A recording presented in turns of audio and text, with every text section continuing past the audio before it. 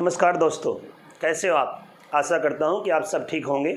तो आज की इस वीडियो में हम एक स्पेनिश वेब सीरीज़ के बारे में बात करेंगे जो नेटफ्लिक्स पर रिलीज़ हुई है। स्पेनिश का नाम आते ही नेटफ्लिक्स पर सबसे पहले नाम आता है डार्क का, जो स्पेनिश एक वेब सीरीज़ है टाइम ट्रैवल को लेकर, जिसको ऑलमोस्ट वर्ल्ड के हर एक आदमी ने या क्रिटिक्स ने सराहा है। ऐसे ही नार्कोटिक्स है और अब एक ऐसी ही वेब सीरीज़ स्पेनिश आई है जिसको लेकर ना केवल पूरे इंडिया में बल्कि पूरी दुनिया में ही बहुत ज़्यादा क्रेज़ है। जी हाँ, मैं बात कर रहा हूँ मनी हाइस्ट की। मनी हाइस्ट इसका सीज़न 5 का वॉल्यूम 1 यानी सीज़न पूरा नहीं आया, उसका एक पार्ट वॉल्यूम 1 अभी 3 सितंबर को रिलीज़ हुआ है और 2 महीने के बाद इसका सीज़न 5 का वॉल्यूम 2 रिलीज़ होगा। तो इस वेब सीरीज़ का इतना ज़्यादा क्रेज़ है कि अभी भी ये ट्रेंडिंग में नंबर 1 चल रही है। सभी लोग अगर कि कहीं जो एक फिल्मों के या वेब सीरीज़ के शौकीन हैं उनको तो पता ही, इसका नाम लेने की ज़रूरत ही नहीं है। सभी को पता है इसके बारे में, बेसब्री से इसके सीज़न का इंतज़ार कर रहे थे। जैसे पहले कभी पुराने टाइम में, आज से 2-4 साल पहले गेम ऑफ थ्रोन का लोग क्या करते थे, तो ऐसे ही इसका क्रेज़ है। तो इस सीरीज़ में ऐसा क्या है, जैसा कि इसका नाम से स्पष्ट है, मनी हाइस्ट यानी चोरी को लेकर, ये पैसों की चोरी को लेकर बनाई गई एक वेब सीरीज़ है, अर्थात चोरों के ऊपर है। फिर चोरों के ऊपर तो दुनिया भर की वेब सीरीज़ बनती हैं या फिल्में बनती हैं दुनिया में, इसमें क्या ऐसा ख़ास है कि ये सबसे अलग है। तो आइए आज हम इस पर बात करते हैं। अगर आपने इससे पहले, जैसा कि मैंने अभी बताया, ये सीज़न 5 है, इससे पहले अगर आपने पहले के 4 सीज़न नहीं देखे हैं तो मैं उसके लिए आपको थोड़ी बहुत एक संक्षेप में स्टोरी बता देता हूं, ताकि आपको अगर पहले ना भी देखें तो इसको देख सको, और अगर आप पहले के सीज़न देखना चाहते हैं तो उसके बारे में थोड़ा बहुत आपको ज्ञान हो कि आपको पता हो कि देखनी चाहिए या नहीं देखनी चाहिए। जैसा कि मैंने बताया कि ये एक चोरी को लेकर वेब सीरीज़ है। इस वेब सीरीज़ में एक मास्टरमाइंड है जिसका नाम है प्रोफेसर। एक्चुअल नाम स्टार्टिंग में नहीं बताया जाता, किसी को नहीं पता। उसने एक फ़ौज इकट्ठा की है क्रिमिनल्स की, लुटेरों की, चोरों की, और ऐसे क्रिमिनल्स को इकट्ठा करके उसने एक बड़ी योजना यानी स्पेन में एक बहुत बड़ा हाथ मारने का प्लान बनाया है, रॉयल मिंट ऑफ स्पेन, जहाँ पर वहाँ नोट छिपते हैं, जैसे हमारे यहाँ रिजर्व बैंक ऑफ इंडिया में नोट छपते हैं। ऐसी जगह पर जाकर छपे छपाए नोट चोरी करने के लिए नहीं, बल्कि अलग से ही अपने खुद के नए नंबरों से नोट छाप कर उसको चोरी करने का, और ऐसे दिमाग से प्री प्लान की गई योजना जिसको काफ़ी सालों से उन्होंने किया था, वो अंजाम करते हैं। अब इसके लिए जो भी उनके फ्रेंड्स जो बैंक के अंदर गए हैं, रॉयल मिंट के अंदर, उन सब के नाम शहरों पर रखे गए हैं ताकि उनकी आइडेंटिटी रिवील ना हो सके और पुलिस उनको पकड़ ना पाए, उनके फ्रेंड्स, उनके सर्कल, उनके होम घर वालों को। तो उनके नाम शहरों पर रखे गए हैं, जैसे Tokyo, Berlin, Nairobi, Denver, Stockholm, Rio, Moscow, Helsinki, Oslo, Bogota, Matias etcetera. ये सभी शहरों के नाम हैं। कहीं किसी देश के नाम है, किसी देश की राजधानी के नाम है, हर जगह शहरों के नाम है। तो ऐसे ही सभी शहरों के नाम दिए गए हैं, और जो मास्टरमाइंड है, जो बाहर बैठकर अपने पूरे ग्रुप को रेगुलेट करता है कि आपको किस टाइम पर क्या करना है, वो है प्रोफेसर। आमतौर प्रोफेसर का नाम आते ही हमें पुराना 3 इडियट का जो प्रोफेसर वो याद आता है या कोई और, लेकिन इसने डेफिनेशन चेंज ही कर दी है प्रोफेसर की। तो इस प्रोफेसर जो एक कहानी का मास्टरमाइंड, जिसके चारों ओर स्टोरी घूमती है, तो वो इस सीरीज़ को स्टोरी को अंजाम देते हैं। तो ऐसे नाम होने के बाद जो पुलिस के साथ सैम मात का खेल चलता है, तो पहले 2 सीज़न में इस चोरी को लेकर जो मिंट की थी उसको लेकर पूरी सीरीज़ बनाई गई है। कैसे वो चोरी करते हैं, कैसे बचकर निकलते हैं, कैसे सारा पैसा निकालते हैं, यही उसमें है।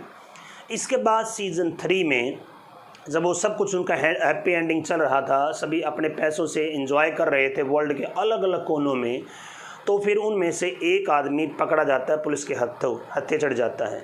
और उन सब ने, प्रोफेसर ने ऐसे प्लान बनाया था कि आप सभी को, किसी को एक दूसरे का ना पता हो, अगर आप में से किसी को एक को दिक्कत होती है तो मेरे को ऐसे ऐसे कॉन्टैक्ट कर सकते हैं। तो ऐसे ही फिर से वो प्रोफेसर से मिलते हैं, प्रोफेसर सभी को बुलाते हैं।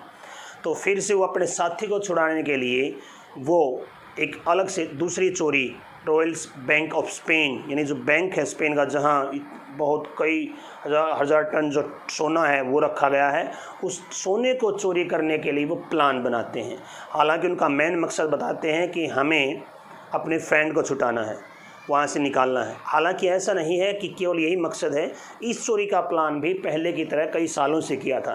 जैसे पहले 2 सीज़न में जो चोरी थी वो प्रोफेसर बताता है कि इसका प्लान मेरे फादर ने किया था, तो ऐसे ही इस चोरी का प्लान जो उसके पहले के सेकंड सीज़न में जो उसका ब्रदर था प्रोफेसर का, बर्लिन, जो मारा गया है, ये उसकी योजना थी। तो इसको वो अंजाम देते हैं।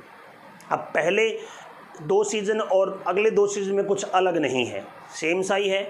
वही चोरी होती है, उसी तरह से पुलिस होती है। पहले सीज़न में जो कर्नल प्रीतो था, अब की बार अगले सीज़न में कर्नल तमायो आ गया है। पहले की पुलिस में जो एंजल रकेल थी, अगले में जो पुलिस वाली है वो अलग से दूसरी पुलिस वाली है वो आ गई है। जो ये सेकंड, लेकिन ये बात गारंटी के साथ कह सकता हूँ कि जो सेकंड सीज़न के बाद 3rd और 4th सीज़न में जो पुलिस वाली आई है, उसको देखकर आपको हद से ज़्यादा पुलिस वाले हैं। हालांकि वो अपना पुलिस का काम कर रही है, लेकिन बहुत ज़्यादा घृणा होगी। ये पूरी सीरीज ही इसी प्रकार से चलती है कि जिससे देखने पर आपको जो पुलिस वाले हैं, हालांकि उनका बैकग्राउंड भी ऐसा है, लुटेरे हैं, चोर हैं, उनसे आपको देखने पर लगाव होगा।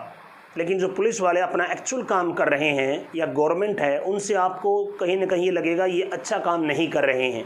दोनों तरह से ये स्टोरी ऐसे झूलते रहते हैं। और इसी वजह से भारत में कई जो बहुत सारा एक वर्ग है वो इसका विरोध करता है, क्योंकि ये कहते हैं कि ये जो सीरीज़ है ये एक गलत संदेश देती है, चोरों का महिमा मंडन करती है, सरकार की खिलाफत करती है। उनका ये भी मकसद हो सकता है। तो इसके लिए 2 भागों में बट गया है। एक तो जो नॉर्मली इसका एंजॉय करना चाहते हैं, दूसरे जो ये मानते हैं कि ये गलत संदेश देती है। लेकिन मेरी पर्सनल ये थिंकिंग है, अगर आपको जस्ट एन्जॉयमेंट के तौर पर देखना है तो ये एक अच्छी वेब सीरीज़ है। तो 4th सीज़न जो ये पहली 2 सीज़न की चोरी थी वो पूरी हो गई थी, लेकिन जो दूसरी चोरी है वो 4th सीज़न के बाद भी, यानी 2 सीज़न के बाद भी पूरी नहीं होती है, वो कंटिन्यू रहती है। क्योंकि ये बड़ी चोरी थी, अब की बार बड़े धमाके हैं, बड़ी सहचाल हैं, सेम स्टोरी कंटिन्यू है। तो पुलिस को भी पता है कि उन्होंने वो कैसा काम करते हैं। तो अब की बात तो बहुत ज़्यादा क्रेज़, बहुत ज़्यादा ड्रामा, सहमात सब चलता है। तो अब की बार जो पुलिस है वो भी पहले से ख़तरनाक है, जनरल तमायो भी पहले से ज़्यादा तेज़ हैं। तो ये सब बातें होती है। और सीज़न 4th के एंड में जब सीज़न 4th ख़त्म होता है तो जो सारे सीज़न का मास्टरमाइंड है प्रोफेसर, वो पकड़ा जाता है और वहीं ये सीरीज़ ख़त्म होती है। और हाँ, इस सीरीज़ में जो एक हॉस्टेज है आर्थर रोमान, उसके बारे में बात ना करके तो बहुत ही ज़्यादा नाइंसाफ़ी होगी। वो एक ऐसा करैक्टर है जिसको देखकर अगर आप सीरीज़ देख रहे हैं तो आपके मन में ऐसा गुस्सा आएगा बार बार कि जैसे स्क्रीन में घुसकर उसको 2 थप्पड़ लगाएं। ऐसा ज़बरदस्त करैक्टर उन्होंने लिया है और वो कंटिन्यू 1st सीज़न से लेकर अभी तक कंटिन्यू है। और हाँ, इस पूरी सीरीज़ को लेकर एक बात मैं गारंटी के साथ कह सकता हूँ, अगर आपने ये सीरीज़ एक बार देखनी शुरू कर दी सीज़न 1 से, तो गारंटीड जब तक आप इसके सारे सीज़न जो अब तक आए हैं उसको कंप्लीट नहीं कर लेते, मैं गारंटी से कह सकता हूँ आप टीवी या मोबाइल से चिपके रहेंगे, उससे अलग नहीं होंगे। इतनी टेंस, इतनी फास्ट पेस पर चलने वाली ज़बरदस्त वेब सीरीज़ है और इसलिए दुनिया में इसका क्रेज़ है। तो अभी जो 4th सीज़न के बाद जो प्रोफेसर पकड़े गए थे तो सभी लोगों में बहुत ज़्यादा क्रेज़ था कि अब क्या होगा, अब प्रोफेसर की टीम का क्या होगा।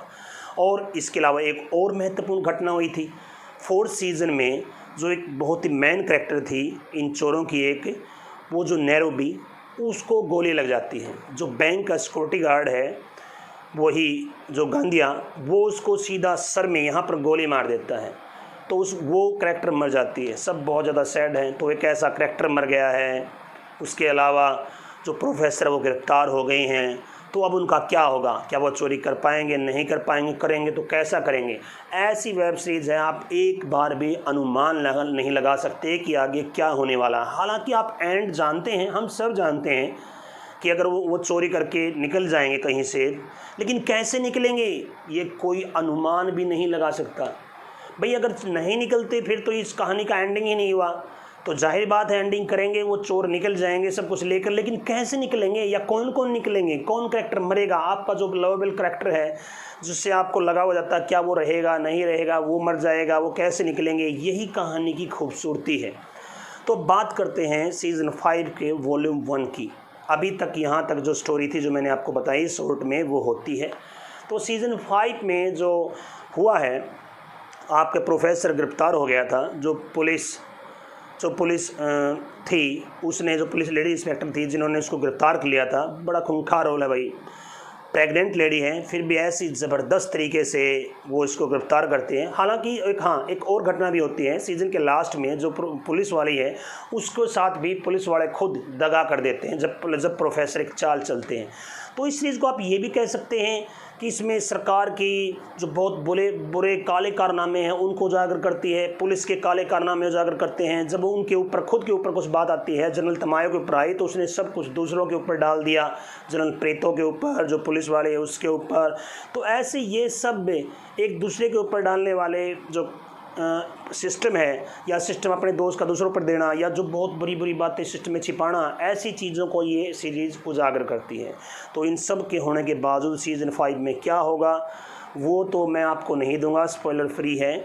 आप सीज़न देख कर ही वॉल्यूम 5 में, वैसे तो 10 एपिसोड थे लेकिन इसके 2 वॉल्यूम बना दिए, तो 5 एपिसोड हैं और लगभग 50-50 मिनट के हैं।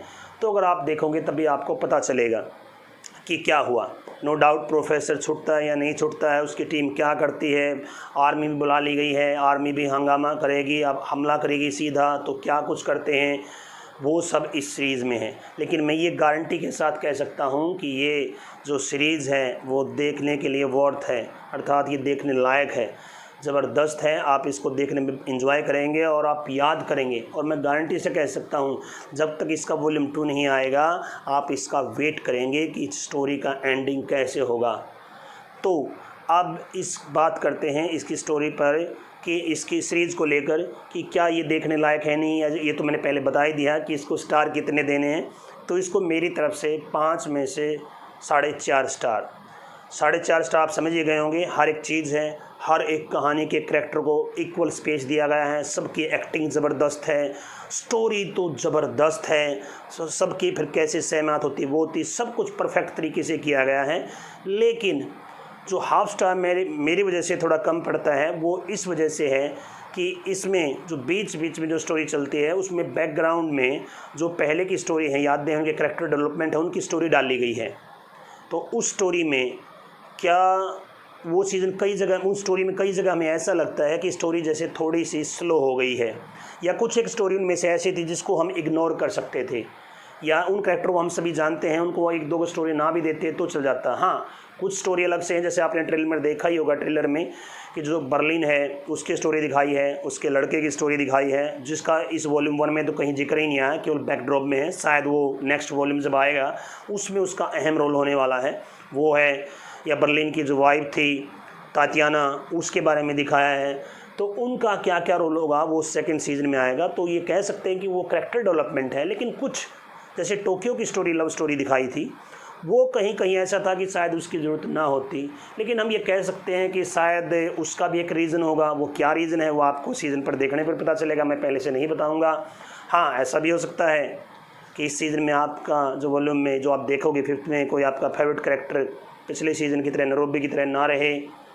तो बहुत ही ज़बरदस्त टेंस ऐसी वेब सीरीज़ है जिसको आपको मेरी तरफ से तो बिल्कुल सजेशन है कि आपको देखना चाहिए। तो धन्यवाद, तब तक के लिए मिलते हैं फिर से किसी और वेब सीरीज़ में, किसी और फिल्म के वीडियो को लेकर। तब तक के लिए बाय, धन्यवाद। आप सब अपना ख्याल रखें।